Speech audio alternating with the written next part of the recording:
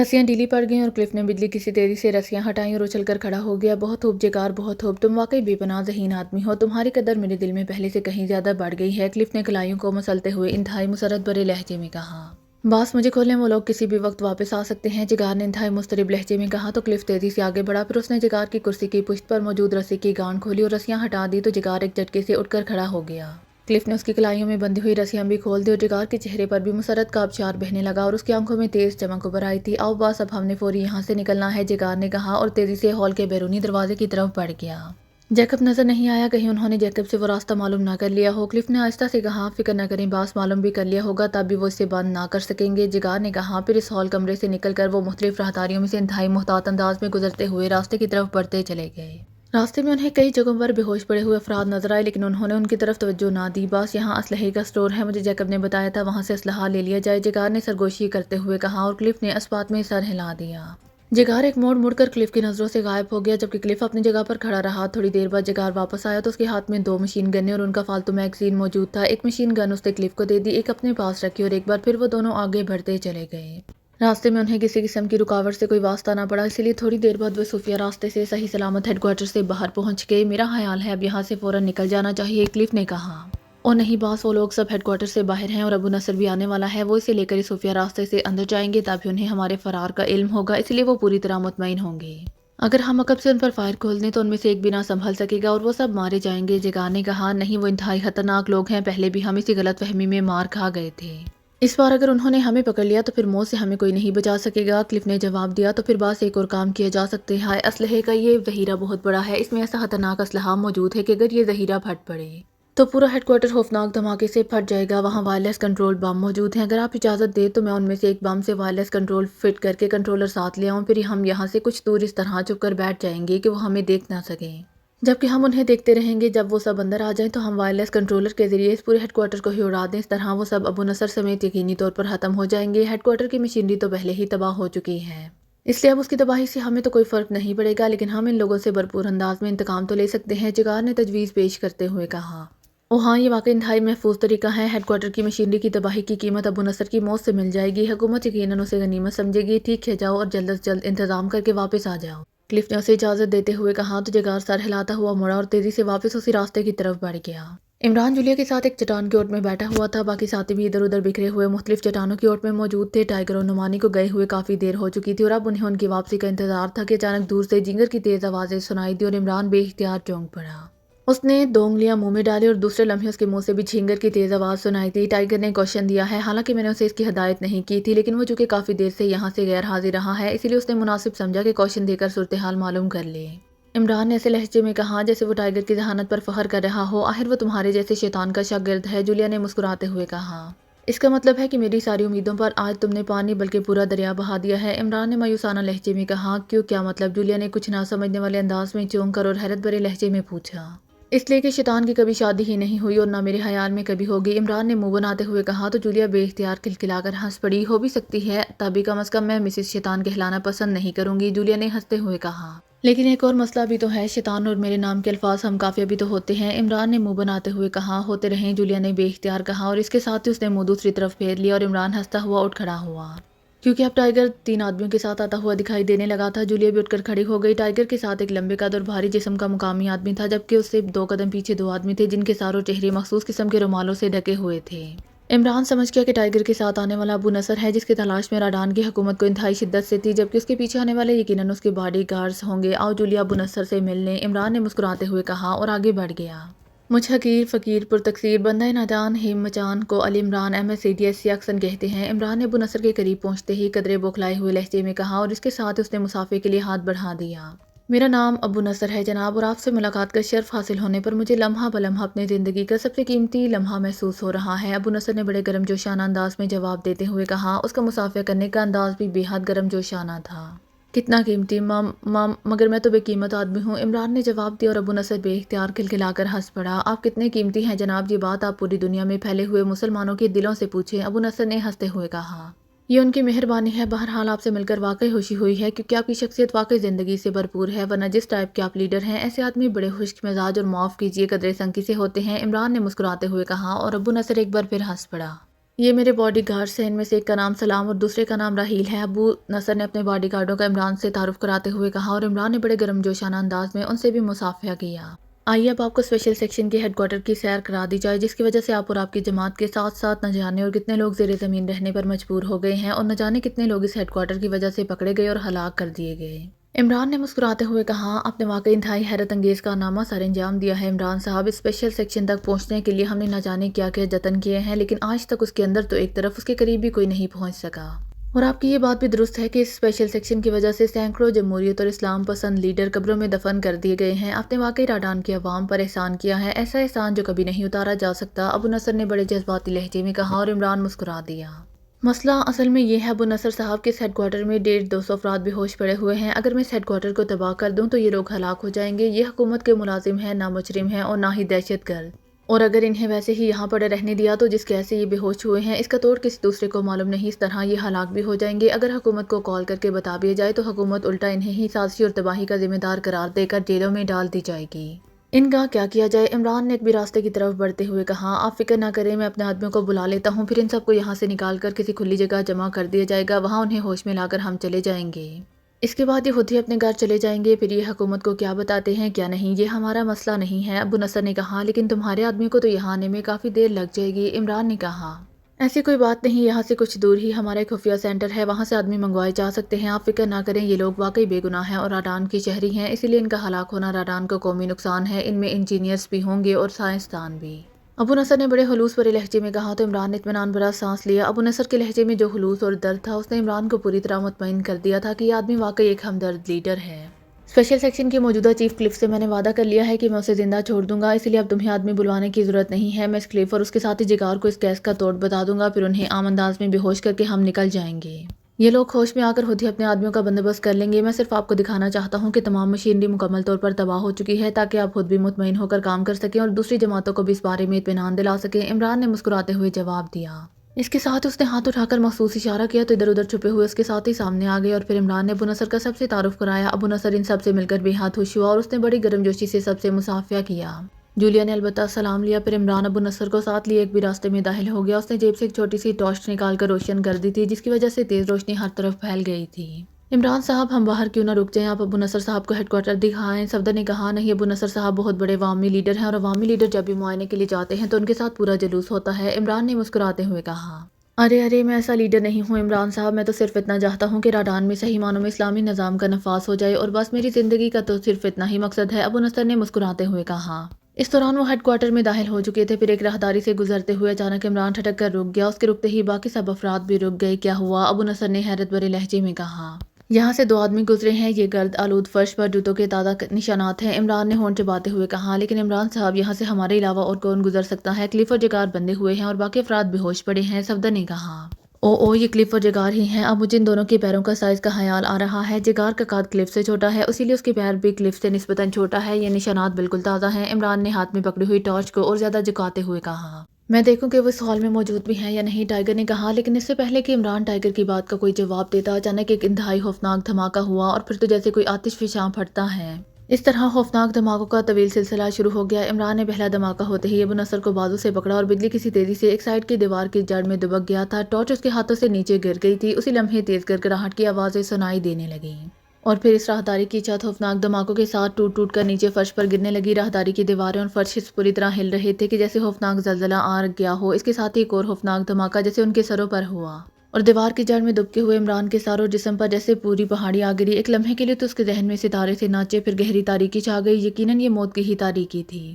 باس وہ لوگ آ رہے ہیں، وہ دیکھیں، جگار نے کلف سے مخاطب ہو کر اوپر اشارہ کرتے ہوئے کہا اور کلف نے اس بات میں سر ہلا دیا۔ وہ دونوں پہاڑی سے کافی فاصلے پر ایک درخت کی جڑ میں بیٹھے ہوئے تھے۔ جس راستے پر وہ رکے ہوئے تھے وہ گہرائی میں تھا اور جس راستے سے عمران اور اس کے ساتھی نکلے تھے وہ بلندی پر تھا، اسی لیے وہ لوگ گردنیں اونچی کیے اسی طرف کو ہی دیکھ رہے تھے۔ جگار کے ہاتھ میں وائرلیس ریچارجر موجود تھا۔ وہ اسلحے کے اسٹور میں خوفناک اور طاقتور بم کے ساتھ وائرلیس چارجر لگایا تھا اور اب انہیں عمران اور اس کے ساتھیوں کا ابو نصر کے ساتھ ہیڈ کوارٹر کے اندر جانے کا انتظار تھا۔ اوپر مکمل خاموشی طاری تھی۔ چاند کی تیز روشنی کے باوجود انہیں وہاں کوئی آدمی نظر نہیں آ رہا تھا، لیکن اب انہیں اوپر دور سے کچھ افراد کے سائے سے نظر آنے لگ گئے تھے۔ پھر ان سایوں کی تعداد بڑھ گئی اور پھر یہ سائے ایک بڑی چٹان کی اوٹ میں غائب ہو گئے۔ کہیں یہ لوگ باہر نہ رک جائیں۔ کلف نے کہا نہیں باز، یہ لازماً اندر جائیں گے۔ عمران ابو نصر کو مشینری کی تباہی دکھانا چاہتا ہے، جگار نے کہا، اور کلف نے اس بات میں سر ہلا دیا۔ لیکن اب ہمیں کتنا انتظار کرنا پڑے گا؟ کلف نے بے چین سے لہجے میں کہا۔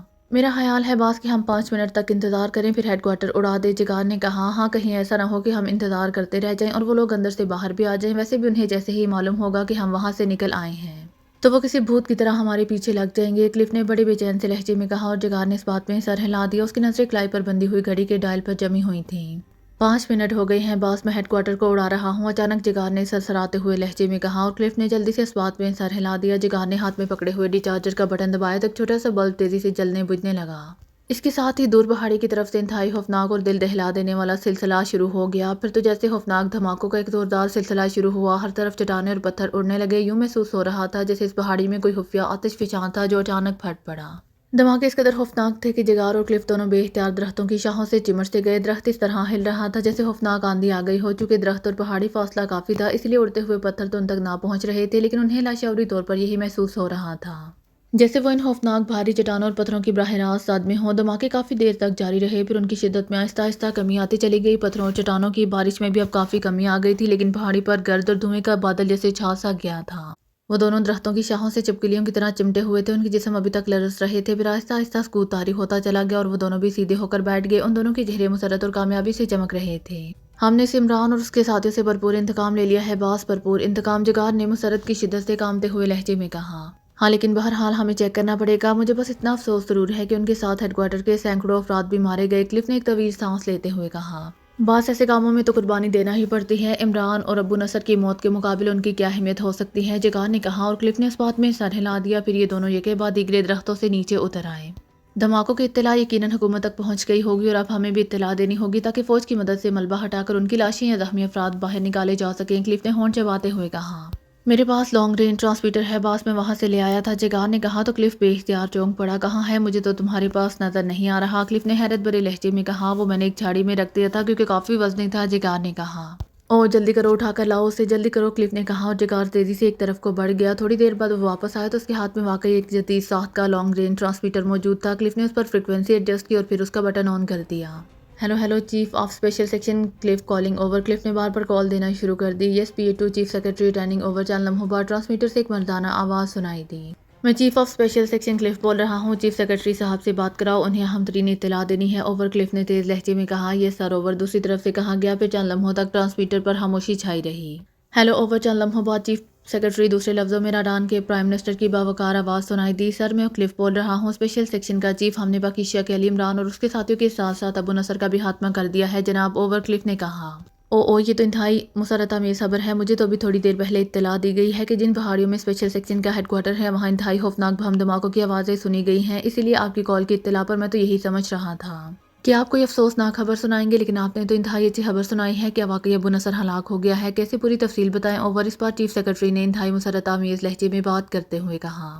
آپ کو جو اطلاع دی گئی ہے جناب وہ بھی درست ہے، اسپیشل سیکشن کا ہیڈ کوارٹر تو مکمل طور پر تباہ ہو چکا ہے، پہلے اس کی مشینری تباہ کی گئی، پھر ہم نے ابو نصر اور عمران اور اس کے ساتھیوں کے خاتمے کے لیے باقی ہیڈ کوارٹر کو تباہ کر دیا اوور، کلف نے جواب دیا۔ ویری بیڈ، اس ہیڈ کوارٹر پر تو حکومت نے اربوں ڈالر خرچ کیے تھے اور اس کی وجہ سے تو حکومت کا راڈان پر مکمل کنٹرول تھا، یہ سب کیسے ہوا، کیوں ہوا، پوری تفصیل بتائیں اوور، اس بار چیف سیکرٹری کا لہجہ تلخ اور سخت تھا۔ جناب یہ سب کچھ ہیڈ کوارٹر انچارج کنن ناروٹ کی حماقت کی وجہ سے ہوا، میں نے آپ کے حکم پر ہیڈ کوارٹر کا چارج لیا، میرا ایک ساتھی جگار میرے ساتھ تھا، میں نے اسے ہر لحاظ سے چکنا رہنے کا حکم دیا، لیکن جب میں اور میرا ساتھی آرام کر رہے تھے تو اچانک کنن ناروٹ نے مین گیٹ کے سامنے موجود حفاظتی راستے پر نصب تمام مشینری یہ کہہ کر آف کرا دی کہ اس کی فوری ضرورت نہیں ہے۔ پھر مجھے اطلاع دی گئی کہ اچانک ہیڈ کوارٹر کے بنیادی کمپیوٹر میں گڑبڑ ہو گئی ہے اور ہیڈ کوارٹر کی تمام مشینری جام ہو چکی ہے۔ میں نے فوراً چیکنگ کی تو میں نے 2 آدمی پکڑ لیے، وہ عمران کے ساتھی تھے اور میک اپ کر کے حفاظتی انتظامات آف ہونے کی وجہ سے وہ اندر گھس آئے۔ ان سے مجھے معلوم ہوا کہ انہوں نے کمپیوٹر میں گڑبڑ کی ہے، بھی ان سے پوچھ گچھ جاری تھی کہ اچانک ان دونوں کے جسم بموں کی طرح پھٹ گئے اور ان کے جسموں سے ایسی گیس خارج ہوئی جو آنن فانن پورے ہیڈ کوارٹر میں پھیل گئی اور مجھ سمیت ہیڈ کوارٹر میں موجود سب افراد بے ہوش ہو گئے۔ پھر مجھے ہوش آیا تو میں نے اپنے آپ کو ایک کرسی پر بندھے ہوئے بیٹھے پایا، ساتھ والی کرسی پر کنن ناروٹ اور میرا ساتھی جگار بھی بندھا ہوا بیٹھا تھا اور اسی ہال میں عمران اور اس کے ساتھی موجود تھے، وہ ہیڈ کوارٹر میں داخل ہو گئے تھے، انہوں نے مشین گنوں کی فائرنگ سے ہیڈ کوارٹر میں موجود تمام مشینری کو تباہ کر دیا۔ پھر انہوں نے کنن ناروٹ کو لالچ دیا کہ اگر وہ ان کا ابو نصر سے رابطہ کرا دے تو وہ اسے زندہ چھوڑ دیں گے، اور میں یہ سن کر حیران رہ گیا کہ کنن ناروٹ کو ابو نصر کے بارے میں پوری معلومات حاصل تھی۔ اس نے عمران کو بتایا کہ وہ دراصل ابو نصر کا ہی ساتھی ہے۔ اور اس سے باہری رقومات کی وجہ اس کے خلاف کوئی کارروائی نہ ہونے دیتا تھا۔ عمران نے اسے بتایا تھا کہ اسے پہلے سے یہ بات معلوم تھی، اسی لیے تو اس نے اس سے پوچھا تھا۔ پھر کرنل ناروٹ کے بتانے پر عمران نے اس کی الماری سے ایک خاص قسم کا کارڈ لیس فون نکالا اور اس پر اس نے ابو نصر سے بات کی۔ اس نے ابو نصر کو بتایا کہ اسپیشل سیکشن کے ہیڈ کوارٹر کی پوری مشینری اس نے تباہ کر دی ہے اور اب وہ آ کر اپنا اطمینان کر لے، جس پر ابو نصر آنے پر تیار ہو گیا تو عمران اس کے استقبال کے لیے اپنے ساتھیوں سمیت ہیڈ کوارٹر سے باہر چلا گیا۔ ہم چونکہ بندے ہوئے تھے اسی لیے اسے ہماری طرف سے کوئی فکر نہیں تھی۔ اس کے جانے کے بعد جناب میں نے رہا ہونے کی کوشش شروع کر دی اور میں نے اپنی ذہانت اور تجربے کی مدد سے ان رسیوں سے رہائی حاصل کر لی، اور پھر میں نے رہا ہوتے ہی سب سے پہلے کرنل ناروٹ کو اس کی غداری کی سزا دی اور اسے گولیوں سے چھلنی کر دیا۔ اس کے بعد میں وہاں سے نکلا اور ایک خفیہ اسلحے کے اسٹور میں جا کر میں نے وہاں ایک خوفناک بم کے ساتھ وائرلیس چارجر فٹ کیا اور اس کا ڈی چارجر ساتھ لے کر ایک اور خفیہ راستے سے باہر آ گیا، جو کہ ہیڈ کوارٹر کی مشینری تباہ ہو چکی تھی۔ اس لیے اب ہیڈ کوارٹر کی حالیہ عمارت کو میں نے عمران اور اس کے ساتھیوں اور ابو نصر کا مدفن بنانے کا فیصلہ کیا اور خفیہ راستے سے باہر آ کر چھپ گیا۔ عمران اور اس کے ساتھی باہر موجود تھے، پھر ابو نصر بھی آ گیا اور وہ سب ہیڈ کوارٹر کے اندر چلے گئے۔ جیسے ہی وہ اندر گئے میں نے وائرلیس ڈی چارجر کی مدد سے خوفناک اسلحے کے اسٹور کو تباہ کر دیا۔ اس طرح پورا ہیڈ کوارٹر تباہ ہو گیا اور عمران اور اس کے ساتھی اور ابو نصر سب ختم ہو گئے۔ یہ دھماکے جن کی رپورٹ آپ کو دی گئی ہے اسٹور کی تباہی کی وجہ سے ہوئے ہیں۔ اوورکلف نے انتہائی غلط بیانی سے کام کرتے ہوئے سارا الزام کرنل ناروٹ پر اور سارا کارنامہ اپنے کھاتے میں ڈالتے ہوئے کہا۔ اس نے ساری کہانی ہی اسی طرح بیان کی تھی کہ جیسے جگار نے سرے سے کوئی کام ہی نہ کیا ہو۔ او تو یہ بات ہے، پھر تو ہمیں اس ہیڈ کوارٹر کی تباہی کا افسوس نہیں کرنا چاہیے۔ اصل چیز تو مشینری تھی، وہ پہلے ہی تباہ کر دی گئی تھی۔ کرنل ناروٹ نے واقعی غداری کی ہے اور تم نے اسے سزا دے کر اچھا کیا ہے۔ اب ان لوگوں کی لاشیں کہاں ہیں؟ اوور چیف سیکرٹری نے کہا، جناب ملبے میں دفن ہے۔ اب فوج کے کمانڈر کو حکم دے کہ وہ ایک دستے کے ساتھ یہاں پہنچے۔ میں یہاں موجود ہوں، میں اس ملبے کو سامنے اٹھوا کر ان کی لاشیں نکلوانا چاہتا ہوں۔ اوور کلف نے کہا، ٹھیک ہے، آپ مجھے وہ جگہ بتا دیں جہاں فوج کا دستہ آپ سے ملے گا۔ اوور دوسری طرف سے چیف سیکرٹری نے کہا تو کلف نے پہاڑیوں کے ساتھ ایک پہاڑ کی مکمل تفصیل انہیں بتا دی۔ اوکے، میں کمانڈر کو حکم دے دیتا ہوں۔ ابو نصر کی لاش جیسے ہی برآمد ہو اسے لے کر تم فوراً میرے پاس پہنچ جانا۔ اوور اینڈ آل دوسری طرف سے کہا گیا اور اس کے ساتھ ہی کلف نے ہاتھ بڑھا کر ٹرانسمیٹر آف کر دیا۔ باس، آپ نے میرے بارے میں تو چیف سیکرٹری کو کچھ نہیں بتایا، حالانکہ آپ جانتے ہیں کہ رہائی بھی میری وجہ سے ہی عمل میں آئی اور پورے ہیڈ کوارٹر کی تباہی بھی، جگار نے ہونٹ چباتے ہوئے قدرے تلخ لہجے میں کہا۔ تم ان باتوں کو نہیں سمجھتے جگار، بہرحال تم فکر نہ کرو، تمہیں تو ویسے ہی ٹاپ سیل کا انچارج بنا چکا ہوں۔ میں جنرل سیکرٹری سے تمہاری خصوصی سفارش کروں گا، تم ایسا کرو ذرا اوپر جا کر صورتحال کو دیکھ کر آؤ تاکہ پھر ہم دونوں اسپاٹ کی طرف روانہ ہو جائیں۔ کلف نے مسکراتے ہوئے کہا، ٹھیک ہے باس، جیسے آپ کی مرضی، جگار نے کاندھے اچکاتے ہوئے کہا اور پھر وہ آگے کی طرف بڑھ گیا۔ اس کے آگے جاتے ہی کلف نے کاندھے سے لٹکی ہوئی مشین گن اتاری اور اس کا رخ آگے کی طرف جاتے ہوئے جگار کی طرف کر کے ٹریگر دبا دیا۔ مشین گن کی فائرنگ کے ساتھ ہی جگار کی چیخ سنائی دی اور وہ گولیوں کی بارش میں اچھل کر منہ کے بال نیچے گرا اور پھر لڑکتا ہوا نیچے ایک جھاڑی میں آ گرا۔ کلف اس پر اس وقت تک گولیاں برساتا رہا جب تک کہ اس کا جسم مکمل طور پر ساقط نہ ہو گیا۔ نان سینس، احمق آدمی، بڑا عقل مند بنتا تھا، اسے تو وقت پر ہی سمجھ جانا چاہیے تھا کہ میں اسے موت کے گھاٹ اتارنے کا فیصلہ کر چکا ہوں، لیکن جب میں نے چیف سیکرٹری کو رپورٹ دیتے ہوئے اس کے باہر آنے کے بارے میں کچھ نہیں بتایا تھا، پھر بھلا میں کیسے رسک لے سکتا تھا کہ میرے کریڈٹ کے خلاف اہم ترین گواہ زندہ رہ جائے؟ کلف نے مشین گن کو دوبارہ کاندھے سے لٹکاتے ہوئے کہا، پھر اس نے جھک کر ٹرانسمیٹر اٹھایا اور اسپاٹ کی طرف بڑھنے لگا جس کا پتہ اس نے چیف سیکرٹری کو بتایا تھا۔ اس نے اسی لیے جگار پر کھل کر فائر کر دیا تھا کہ اسے معلوم تھا کہ اس فائرنگ کی آوازیں سننے والا یہاں اور کوئی موجود نہیں ہے۔ اب اس کے چہرے پر مکمل اطمینان اور کامیابی کے تاثرات نمایاں تھے، اسی لیے وہ بڑے اطمینان سے چلتا ہوا آگے بڑھا چلا جا رہا تھا۔ عمران صاحب، عمران صاحب، عمران کے کانوں میں کہیں دور سے آتی ہوئی آواز پڑی تو عمران کا ذہن ایک لمحے میں روشن ہو گیا اور اس کے مردہ احساسات میں جیسے آہستہ آہستہ جان پڑنے لگ گئی۔ عمران صاحب ہوش میں آئیے، ایک بار پھر آواز سنائی دی اور اس بار عمران کو محسوس ہوا کہ یہ آواز اس کے قریب سے آئی ہے۔ اس کے ذہن کے روشن ہوتے ہی رفتار یکلحد تیز ہو گئی، پھر اس کی آنکھیں ایک جھٹکے سے کھل گئیں۔ اس کے ساتھ اسے اپنے جسم میں دوڑتی ہوئی درد کی تیز لہروں کا احساس ہوا، خاص طور پر اس کی پشت میں درد کی تیز لہریں مسلسل دوڑ رہی تھیں، لیکن آنکھ کھولتے ہی اسے سب سے پہلا احساس یہی ہوا کہ وہ کسی کھلی جگہ پر موجود ہے جہاں چاند کی روشنی اسے نظر آ رہی تھی۔ اس نے بے اختیار اٹھنے کی کوشش کی، لیکن دوسرے لمحے اس کے ذہن کو یہ محسوس کر کے زوردار جھٹکا لگا کہ اس کا نچلا دڑ مکمل طور پر بے حس ہو چکا ہے۔ عمران صاحب، خدا کا شکر ہے کہ آپ کو ہوش آ گیا۔ اسی لمحے صفدر کی آواز سنائی دی، صفدر تم، یہ میں کہاں ہوں؟ باقی ساتھی کہاں ہیں؟ یہ میرے جسم کا نچلا حصہ کیوں حرکت نہیں کر رہا؟ عمران نے بے چین سے لہجے میں کہا، آپ شدید زخمی ہیں عمران صاحب، آپ کی پشت پر کوئی پتھر لگا ہے، آپ کی پشت خون سے بھری ہوئی تھی۔ ابو نصر صاحب کے سر پر چوٹ آئی ہے لیکن وہ بھی ہوش میں آ چکے ہیں، باقی ساتھی بھی زخمی تو ہیں لیکن بہرحال اتنے نہیں ہیں، لیکن ہوش آپ کو نہیں آ رہا تھا۔ ہم اس تباہ شدہ ہیڈ کوارٹر سے باہر آ گئے ہیں، صفدر نے جو اس پر جھکا ہوا تھا اسے تفصیل بتاتے ہوئے کہا۔ باقی ساتھی کہاں ہیں؟ یہاں تو نظر نہیں آ رہے، عمران نے کہا۔ ابو نصر صاحب نے بتایا ہے کہ یہاں قریب ہی ایک پانی کا چشمہ ہے، وہ سب اپنے اپنے زخم دھونے وہاں گئے ہیں تاکہ خون کے مزید اخراج کو روکا جا سکے۔ آپ کو اندر سے اٹھا کر لاتے ہوئے چونکہ آپ بے ہوشی کے عالم میں بھی کراہتے رہے ہیں، اسی لیے میں نے سوچا کہ آپ کو اس چشمے تک لے جانے میں کہیں زیادہ زخم خراب نہ ہو جائے، اسی لیے میں نے انہیں کہہ دیا کہ وہ کسی نہ کسی طرح آپ کے لیے پانی یہاں تک لے کر آئیں۔ پھر میں نے آپ کو جھنجھوڑنا شروع کر دیا اور آوازیں دینی شروع کر دیں کہ شاید آپ ہوش میں آ جائیں، کیونکہ آپ کے سر پر کوئی چوٹ نہیں تھی اور خدا کا شکر ہے کہ آپ ہوش میں آ گئے ہیں۔ صفدر نے کہا، تم ایسا کرو کہ مجھے منہ کے بال لٹا دو اور ریڑھ کی ہڈی کو چیک کرو۔ میرے جسم کے نچلے حصے کے بے بس ہو جانے کا مطلب ہے کہ ریڑھ کی ہڈی پر ضرب آئی ہے اور کوئی مہرہ یا تو ٹوٹ گیا ہے یا کھسک گیا ہے تم انگلی سے چیک کرو گے تو مجھے معلوم ہو جائے گا کہ کیا ہوا ہے، کیونکہ اوپری جسم میں احساسات موجود ہیں، عمران نے کہا۔ تو صفدر نے اس کی ہدایت کے مطابق اسے منہ کے بل لٹایا، پھر اس کی پشت سے کپڑا ہٹا کر اس نے ریڑھ کی ہڈی پر آہستہ آہستہ انگلیاں پھیرنی شروع کر دیں۔ پھر جیسے ہی اس کی انگلیاں ایک مہرے پر پہنچی، عمران کو یوں محسوس ہوا جیسے اسے انتہائی طاقتور الیکٹرک شاک لگا ہو۔ بس رک جاؤ، اسی مہرے پر ایک بار پھر انگلیاں پھیرو اور محسوس کرو کہ یہ ٹوٹا ہوا تو نہیں ہے، عمران نے کہا۔ تو صفدر نے اس کی ہدایت پر عمل کرنا شروع کر دیا۔ ٹوٹا ہوا تو نہیں لگتا، صفدر نے کہا۔ ہاں خدا کا شکر ہے کہ ٹوٹا نہیں ہے، صرف کھسک گیا ہے۔ اب ایسا کرو کہ میرے دونوں پیر پکڑ کر اوپر اٹھاؤ اور اپنے پیر میرے دونوں کاندھوں پر رکھ دو اور اس طرح پیروں کو سر کی طرف آہستہ آہستہ لے جاؤ، لیکن دونوں پیروں کو آگے پیچھے نہ ہونے دینا، ایک دوسرے کے برابر رکھنا، عمران نے اسے ہدایت دیتے ہوئے کہا۔ تو صفدر نے اس کی ہدایت پر عمل کرنا شروع کر دیا۔ وہ عمران کے دونوں کاندھوں پر کھڑا ہو گیا، اس کا رخ عمران کی ٹانگوں کی طرف تھا، پھر اس نے جھک کر عمران کے دونوں پیر دونوں ہاتھوں سے پکڑے اور انہیں آہستہ آہستہ اوپر کو اٹھانا شروع کر دیا۔ جب عمران کے دونوں پیر اس کی پشت کی طرف آئے تو اچانک ہلکی سی کٹاک کی آواز سنائی دی۔ بس بس اب چھوڑ دو، عمران نے کراہتے ہوئے کہا، اور صفدر نے آہستہ آہستہ پیروں کو واپس کرنا شروع کر دیا۔ پھر انہیں زمین پر ٹکا کر وہ عمران کے کاندھوں سے نیچے اتر آیا۔ اسی لمحے عمران نے خود دونوں ٹانگوں کو حرکت دینا شروع کر دی اور عمران کی ٹانگوں کو حرکت میں دیکھ کر صفدر کے چہرے پر مسرت کے تاثرات ابھر آئے۔ دوسرے لمحے عمران نے خود ہی کروٹ بدل لی، اس کا جسم سمٹا اور وہ پہلے اٹھ کر بیٹھا اور پھر ایک جھٹکے سے اٹھ کر کھڑا ہو گیا۔ خدایا تیرا شکر ہے، اپنے پیروں پر خود کھڑے ہونا بھی کتنی بڑی نعمت ہے، عمران نے ایک طویل سانس لیتے ہوئے کہا، اور صفدر نے اس طرح اس بات میں سر ہلایا جیسے وہ عمران کی اس بات سے 100% متفق ہو۔ ہاں اب بتاؤ کہ کیا ہوا ہے، یہ سب لوگ کیسے بچ گئے، وہاں سے باہر کیسے آئے؟ مجھے تو بے ہوش ہونے سے پہلے ایسے احساس ہوا تھا جیسے پوری پہاڑی ہم پر آن گری ہو، عمران نے مسکراتے ہوئے کہا، لیکن پھر اس سے پہلے کہ صفدر کوئی جواب دیتا، اچانک نیچے گہرائی میں مشین گن کی تیز فائرنگ کی آواز سنائی دی اور وہ دونوں بے اختیار اچھل پڑے۔ یہ فائرنگ کون کر رہا ہے؟ عمران نے حیران ہو کر کہا۔ مجھے دیکھنا ہوگا، آپ یہیں رکے، میں بھی آتا ہوں، صفدر نے کہا اور تیزی سے درختوں کی اوٹ لے کر نیچے اترنے لگا۔ عمران نے بھی اس کے پیچھے نیچے جانے کی کوشش کی، لیکن اس کے قدم لڑکھڑا سے گئے تو وہ رک گیا۔ اس کا مطلب تھا کہ وہ ابھی پوری طرح کھل کر حرکت نہیں کر سکتا تھا، اور اگر وہ اس حالت میں نیچے جانے کی کوشش کرتا تو یقیناً ڈھلانوں کی وجہ سے گر بھی سکتا تھا۔ صفدر اس کی نظروں سے غائب ہو چکا تھا۔ اسی لمحے اسے دور سے قدموں کی آوازیں سنائی دی تو وہ چونک کر اس طرف مڑ گیا اور چند لمحوں بعد اسے اپنے ساتھی آتے ہوئے دکھائی دیے۔ سب سے آگے جولیا تھی، اس نے دونوں ہاتھ پیالے کی طرح کیے ہوئے تھے اور وہ بڑے محتاط انداز میں چل رہی تھی۔ ارے عمران صاحب تو ہوش میں آ چکے ہیں، اسی لمحے نعمانی کی آواز سنائی دی۔ اچھا خدایا تیرا شکر ہے، جولیا کی مسرت بھری آواز سنائی دی اور اس کے ساتھ اس نے ہاتھ کھول دیے اور عمران نے دیکھا کہ اس کے ہاتھ کھولتے ہی پانی کی دھار نیچے گر گئی۔ ارے ارے پانی کیوں نیچے گرا دیا، عمران نے اونچی آواز میں کہا اور اس کے ساتھ ہی وہ ایک چٹان پر بیٹھ گیا۔ میں تو تمہیں ہوش میں لانے کے لیے پانی لا رہی تھی، اب جب تم خود ہی ہوش میں آ گئے ہو تو پھر اس کی ضرورت نہیں ہے، ویسے بھی اس پہاڑی پر چلتے ہوئے پانی ہاتھوں میں کسی طرح ٹھہر ہی نہیں رہا تھا، جولیا نے قریب آتے ہوئے کہا۔ اچھا میں نے سمجھا کہ میرے ڈوبنے کے لیے چلو پر پانی لایا جا رہا ہے، عمران نے مسکراتے ہوئے کہا اور جولیا سمیت باقی ساتھی بھی بے اختیار ہنس پڑے۔ یہ فائرنگ کی آوازیں سنائی دی تھی، صفدر کہاں ہے؟ کیپٹن شکیل نے اچانک پوچھا۔ نیچے سے فائرنگ کی آوازیں سنائی دے رہی ہیں اور میں نے ایک انسانی چیخ کی ہلکی سی آواز بھی سنی ہے، صفدر نیچے گیا ہے، تم میں سے جو بھی ٹھیک ہو وہ اس کے پیچھے چلا جائے، نہ جانے نیچے کیا حالات ہیں، عمران نے کہا۔ تو کیپٹن شکیل کے ساتھ تنویر اور چوہان تیزی سے نیچے کی طرف بڑھ گئے۔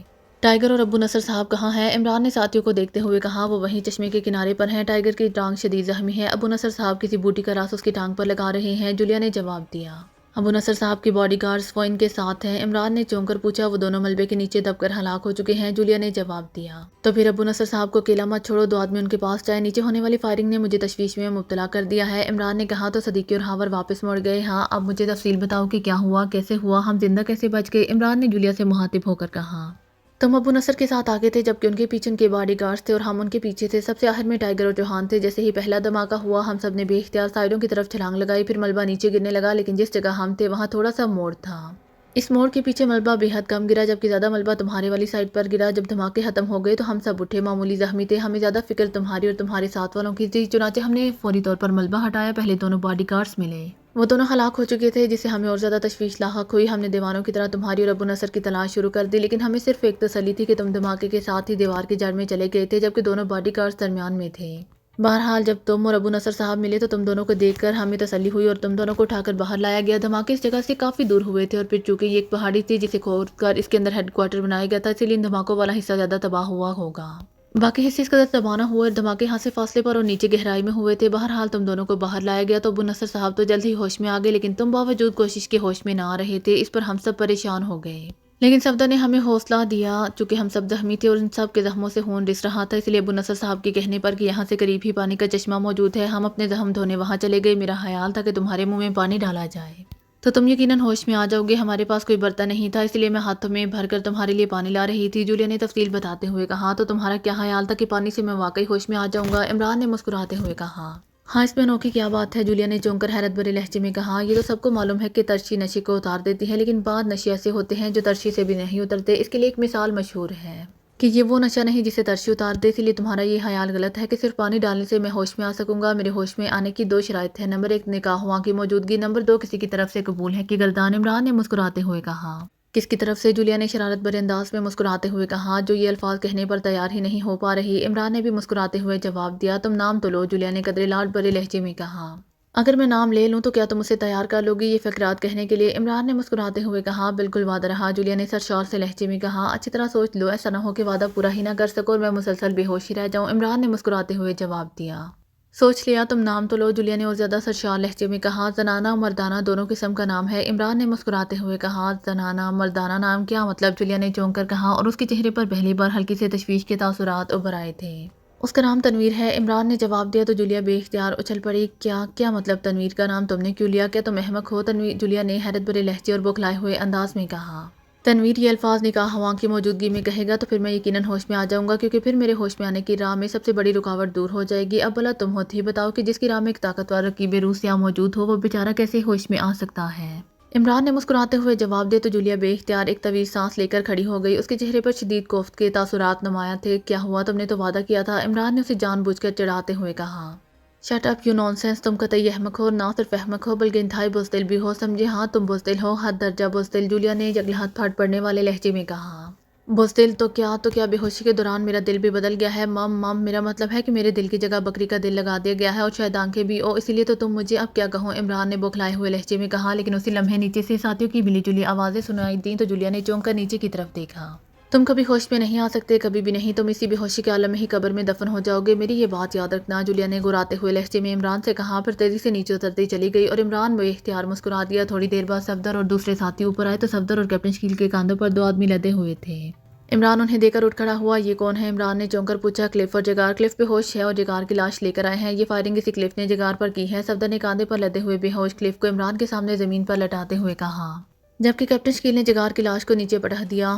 تو میرا خیال درست نکلا تھا کہ یہ دونوں وہاں سے فرار ہونے میں کامیاب ہو گئے تھے اور یہ دھماکے بھی ان کی طرف سے کیے گئے تھے۔ یہ کلف کہاں تھا اور کیسے پکڑا گیا؟ عمران نے طویل سانس لیتے ہوئے کہا۔